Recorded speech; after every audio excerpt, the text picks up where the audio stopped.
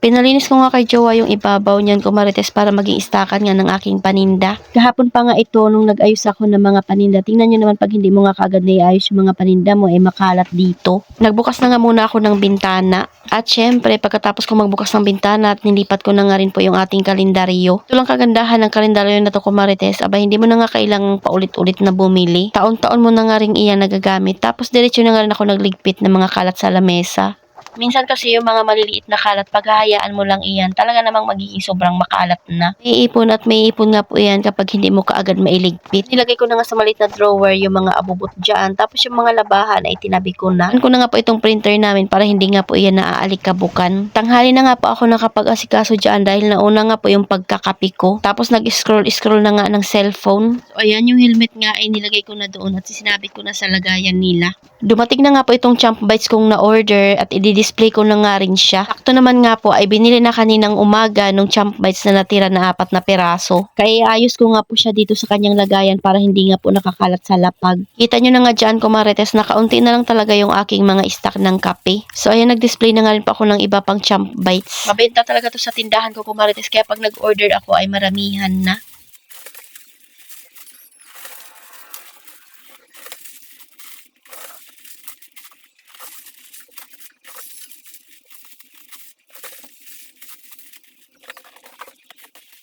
After ko maisabit lahat ng Champ Bites, kumuha na nga rin ako ng stock ng Milo.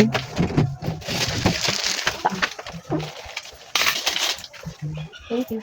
Para maisabit ko siya doon sa lagayan, tapos i-refill ko naman nga po yung maikli dito. Kung ano yung unang nakasabit dito, yan nga po yung una naming ibibigay. Medyo natagalan kami ng pamimili kahapon kasi tinitingnan namin kung kailan may expired yung mga pinapamili namin. Kasi alam naman natin na pag bagong lipat nga po yung taon, may mga product din talaga na pa-expired na. Lalo na nga po sa mga soft drinks ay talaga namang madalas kong tinitingnan iyan. Dahil naranasan na nga po namin ma-expired ng soft drinks na stock dito sa tindahan. Balik tayo dito sa lamesa kumarites nung natapos ko na yung pagsabit ng Champ Bites at pag-refill doon. Ayos ko lang yung ilalim ng lamesa para hindi nga pong makalat tingnan. Nga po nakalagay yung aming mga mineral at yung tibangan ng bigas namin para may urong ko na nga rin po yung upuan dito at hindi na nga po masikip doon sa daanan. Sa upuan namin kumarites, dyan nga po nakalagay yung iba naming kalat. I mean yung mga gamit na kailangan namin pero hindi nga ginagamit pa. Bibili din talaga ako ng ganitong tissue dahil yun nga po ay matibay. Tissue paninda pero ginagamit ko nga po iyan sa personal. Nung natanggal ko na yung mga kalat ay inurong ko na kaagad itong aming upuan. Cover nga ng motor ni Jowa ay tinabi ko na muna. Yun yung una kong binili pero hindi ko nga nagustuhan dahil manipis.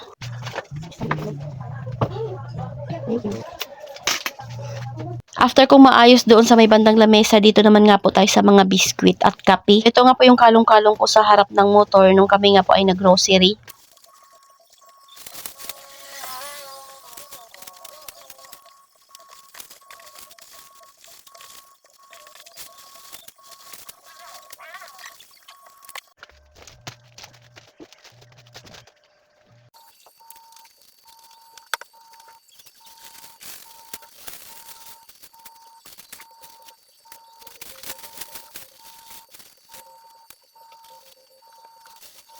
Yung nakalagay nga po doon sa karton ay tinanggal ko na dahil yun nga po ay yung mga stock ko ng biskwit para ma-refill ko na sila.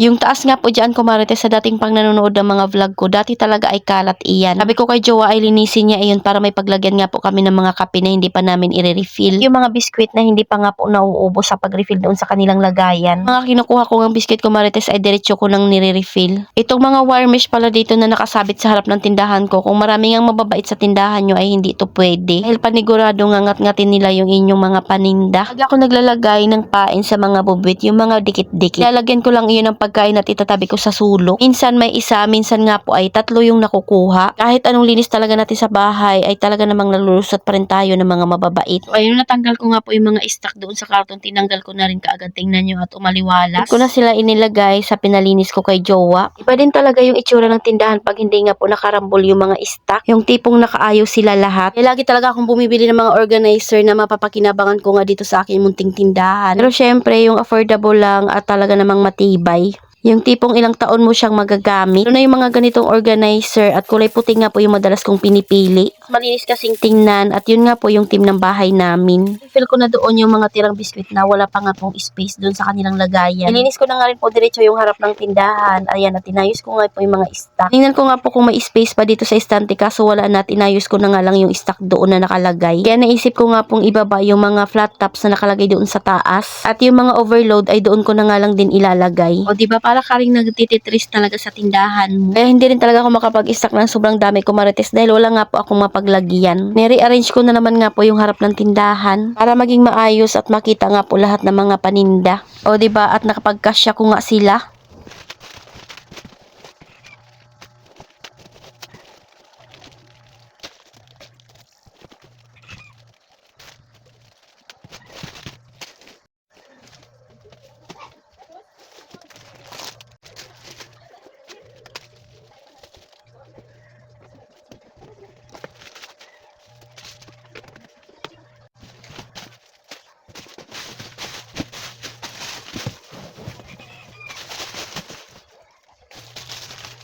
Hayahay si Panda, may kumot pa iyan.